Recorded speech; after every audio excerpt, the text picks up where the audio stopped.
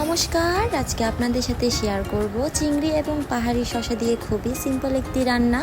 কোনো রকম মশলা ছাড়া শুধুমাত্র পেঁয়াজ, হলুদ এবং লবণ দিয়ে। প্রথমেই একটি কড়াই পরিমাণ মতো তেল গরম করে দিয়ে দিব পরিমাণ মতো পেঁয়াজ হালকা ভাজা হয়ে আসলে দিয়ে দিব হলুদ এবং লবণ অ্যাড করা চিংড়িগুলো খুব ভালো মতো ভাজা করে নিতে হবে। এরপর তেল ভেসে উঠলেই অ্যাড করে দিব কেটে ও ধুয়ে রাখা পাহাড়ি শসা।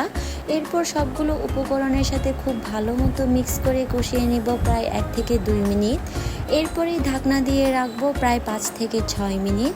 মাঝে মধ্যেই ঢাকনা খুলে চেক করে নিতে হবে যাতে তরকারি নিচে লেগে না যায়।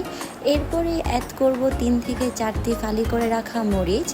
এরপর 1 থেকে 2 মিনিট ঢাকনা দিয়ে রেখে অ্যাড করব গরম পানি অ্যাড করার পরে আরও 5 থেকে 6 মিনিট রান্না করলেই হয়ে যাবে চিংড়ি ও পাহাড়ি শসার তরকারি।